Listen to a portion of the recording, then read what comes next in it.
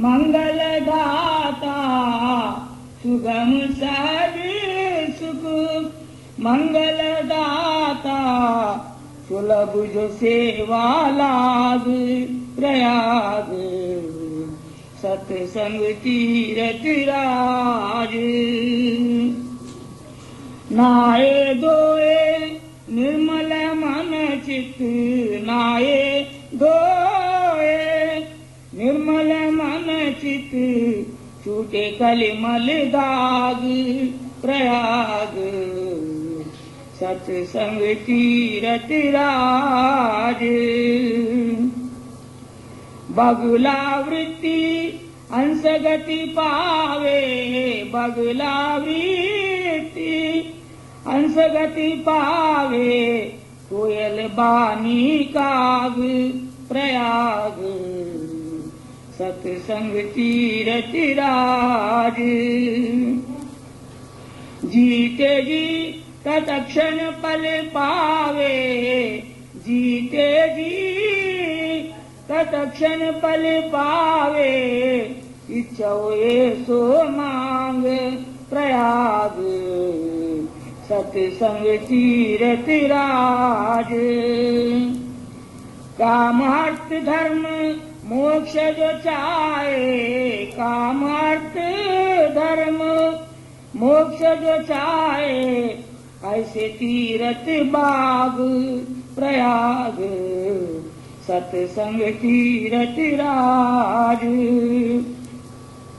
राधा स्वामी दया से पूर्ण कामा, राधा स्वामी दया से पूर्ण कामा, गुरु संगत नित्य जाग प्रयाग, सत्संग तीरथ राज। नमो सद्गुरुं सच्चिदानंद रूपम, नमो अद्भुतम अद्वितीयम अनूपम, नहीं कोई रूप सभी रूप तेरे, तेरी सभी पर जा है सब भूप तेरी। धरा संत अवतार जग को चिताया, दुखी दीन को अंग अपने लगाया। किया संग सत का मिला सत का जीवन, तेरे नाम पर शीस तन मन है अर्पण। चुके राधा स्वामी चरण हंसते हंसते, तुझे कहते हैं सब नमस्ते नमस्ते। गुरु भगवान दोनों खड़े किसको करूं नमन, शरणागत गुरुदेव को भगवन भी मिलाए। राधा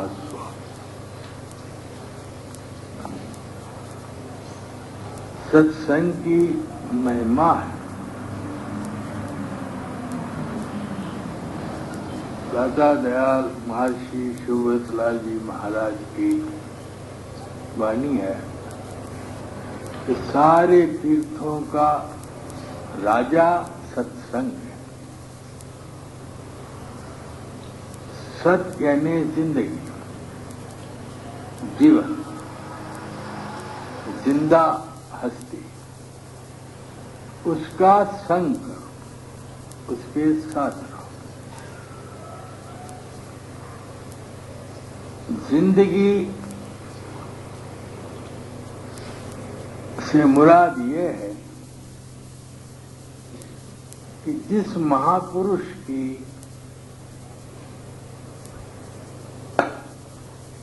तपश्चर्या,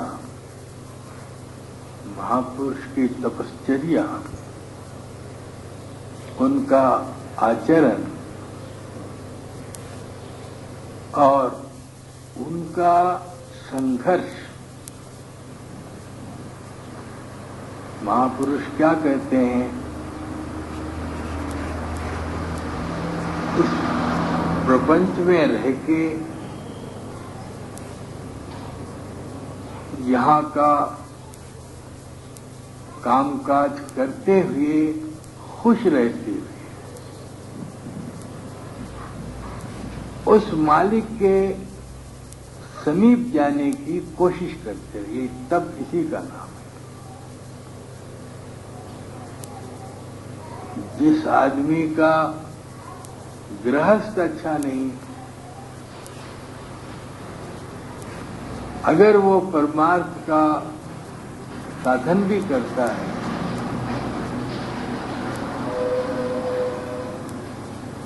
तो अनुभव ये सिद्ध करता है कि उसकी हमनशीनी, उसके साथ बैठने से हमारा अकाज होगा, हमारा काम नहीं बनेगा। संत सुजान वही है जग में, घर ही जोग कमाना। महापुरुष ऐसा हो कि जिसका गृहस्थ भी अच्छा है, जिसका परमार्थ भी अच्छा है। ऐसे महापुरुष के निकट बैठोगे तो उनके निकट बैठना ही सत्संग है।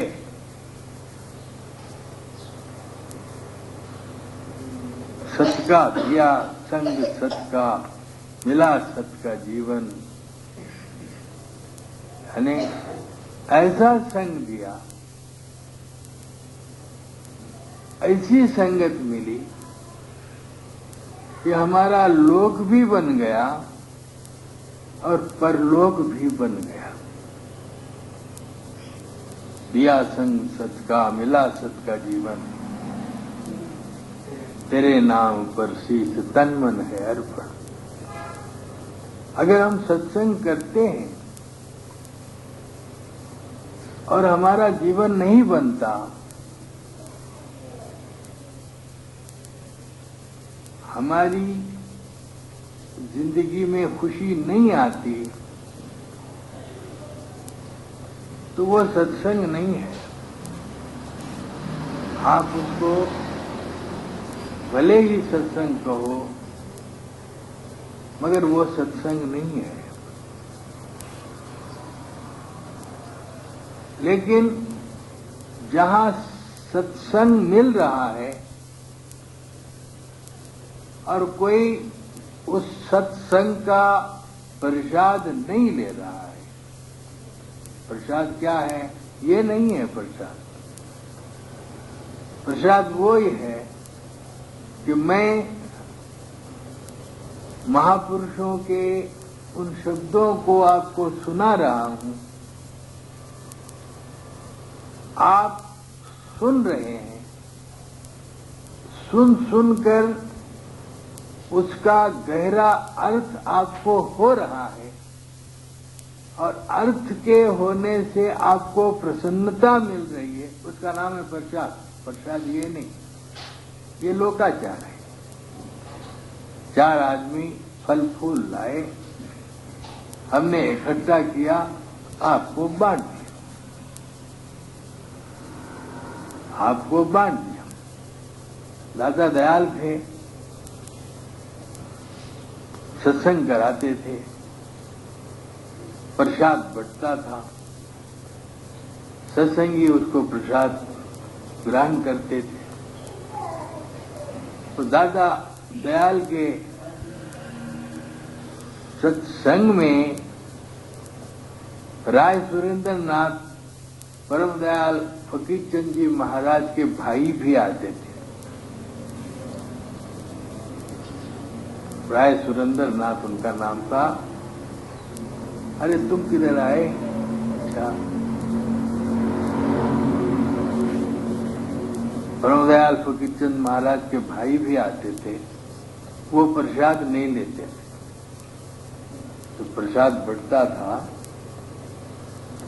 तो वो नहीं लेते थे। सत्संगियों ने देखा और जब सत्संग खत्म हुआ तो वो उठ गए, सब सत्संग उठ गए, कहने लगे महाराज ये राय सुरेंद्रनाथ आपका सत्संग के बाद जो प्रसाद बढ़ता है नहीं ले। तो दादा दयाल ने पूछा भाई क्यों नहीं लेते, प्रसाद क्यों नहीं लेते? कहने लगे महाराज वो प्रसाद आपका नहीं है, आपका होता तो मैं अभी तैयार हूं लेने के लिए, आप दो प्रसाद। तो उनका भाव क्या है, सत्संग में बैठो, वचनामृत की धारा जो है उसको सुनो। सत्संग में ऐसे बैठना और अपने मन को वचनों की धार के साथ ऐसे लगाना कि हमारी सुध बुध न रहे। तो जो वचन होंगे उसकी जब समझ आती जाएगी तो आपको आनंद मिलेगा। वो आनंद प्रसाद है, ये प्रसाद नहीं है। हाँ ये भी है, क्योंकि ये उतना अच्छा प्रसाद नहीं जितना आप सत्संग के वचनों को सुनकर समझकर आनंद लोगे, वो प्रसाद आपका जाएगा नहीं। ये प्रसाद तो आपने खा लिया, खाने के बाद इससे ये होगा कि तुम्हारे मन में अगर बुरे विचार आएंगे तो इस प्रसाद की महिमा से वो विचार नहीं आएंगे। ये इसका इतना ही फल है। सत्संगत मुदु मंगल मूला, सोई साधन सिद्ध फल फूला। सत्संगत की महिमा क्या है, इसका फल क्या है? तो जब आपका मन एकाग्र होगा और एकाग्रता की वजह से मन नहीं रहेगा तो मन में शक्ति आएगी। मन में कब शक्ति आती है, जबकि मन ये स्थिर हो जाता है, मन नहीं रहता। तन थिर मन थिर, सुरत निरत थिर होए। सारी बात यह है कि मन हमारा स्थिर नहीं रहता, मन चंचल रहता, और चंचल मन की वजह से दुख होता, कभी यहां कभी वहां कभी वहां। तो अगर आप जब दिन सत्संग में बैठे रहे और वाणी को सुनते रहे, सुनकर अपने आचरण में लाते रहे,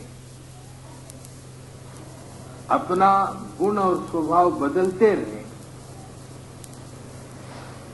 तो एक दिन इसका फल आप अनुभव करेंगे। कैसे?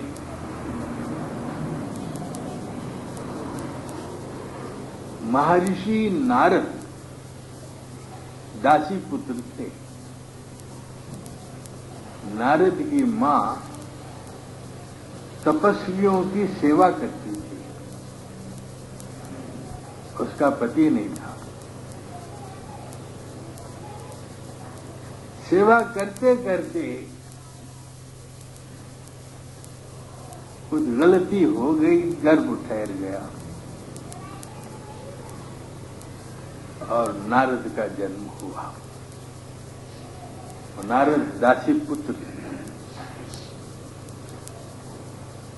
लेकिन ऐसे नारद सत्संग के प्रताप से ऋषि नारद हो गए। उन तपस्वियों के साथ रहने से, उनके वचन सुनने से, उनके वचन सुनकर अमल करने से ऋषि नारद हो गए। दासी पुत्र के अब उनको दासी पुत्र कोई नहीं कहता। ये सत्संग की महिमा है।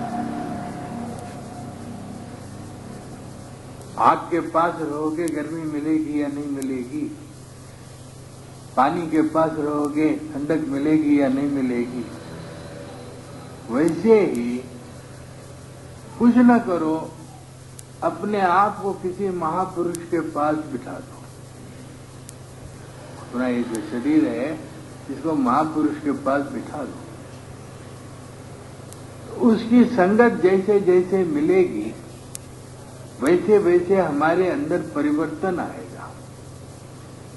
और ऋषि नारद जो दासी पुत्र थे, जिनके बाप का नाम, बाप कौन है मालूम नहीं, ऐसे आदमी की कोई कीर्ति होती है, लेकिन ऋषि नारद ने सत्संग के प्रताप से वो धब्बा हटा दिया, वो ऋषि हो गए।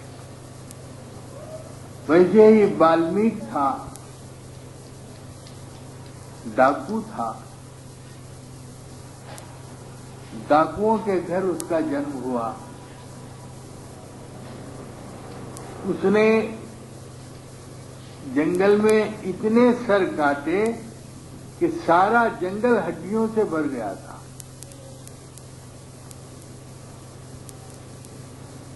और उसके लिए देवताओं ने कोई खास नरक बनाने का ख्याल किया था और सोचने लगे कि नारद के लिए ऐसा सामान्य नरक ठीक नहीं, कोई विशेष नरक हो। और देवताओं की जब कॉन्फ्रेंस हुई तो विष्णु भगवान भी थे वहां। उन्होंने कहा नारद के लिए नरक नहीं है, वाल्मीकि के लिए, रत्नाकर के लिए नरक नहीं है। भगवान विष्णु ने कहा रत्नाकर ने इतने शुभ कर्म किए हैं, इतने शुभ कर्म किए हैं कि उसके मुकाबले में इस जन्म का जो अशुभ कर्म है पाव पासन में नहीं है। इसका कारण यह है कि उसको संगत नहीं मिली। उसको संगत दे दो, फिर देखो रत्नाकर क्या है। और भगवान विष्णु ने कहा नारद तुम्हारी संगत में आकर रत्नाकर बदल जाएगा। तुम्हारी संगत में रत्नाकर अगर आया तो रत्नाकर कुछ का कुछ हो जाएगा। तो नारद आए, जंगल में रत्नाकर ने उनका तंबूरा पकड़ा और कहा कि ब्राह्मण दे दे मेरे को जो कुछ लाया है। नारद ने कहा रत्नाकर मैं तुम्हारे लिए बहुत बड़ी दौलत लाया हूं, बहुत दौलत तुम्हें ही देने के लिए लाया हूं। तो रत्नाकर ने कहा निकाल भाई, मेरी एक सलाह है, तुमने जो अब तक कमाई की है इसका बंटवारा कर दो। हमारी जॉइंट फैमिली है ना, हमारे भाई हैं, माँ बाप हैं, ये कमाई जो अब तक तुमने की है उसको तकसीम कर दो, फिर आओ मेरे पास। फिर क्या होगा, जो दौलत मैं तुमको दूंगा उसमें अब बंटवारे का सवाल नहीं है, कि तेरी दौलत। नारद ने कहा मैंने महाराज कुछ कमाया नहीं, मैं तो लाखों आदमियों के सर काटे हैं और उनकी दौलत को लूटा है। तो नारद ने कहा तूने अकेला खाया? नहीं नहीं, मैं अकेला नहीं खाया, मेरे माँ ने खाया, बाप ने खाया, बहन ने खाया, भाई ने खाया, औरत ने खाया। भाई तो फिर पूछ के हाँ भाई तूने जो अच्छा बुरा काम किया है उसमें तेरे भागीदार कौन है? तो रत्नाकर ने कहा महाराज कहीं धोखा तो नहीं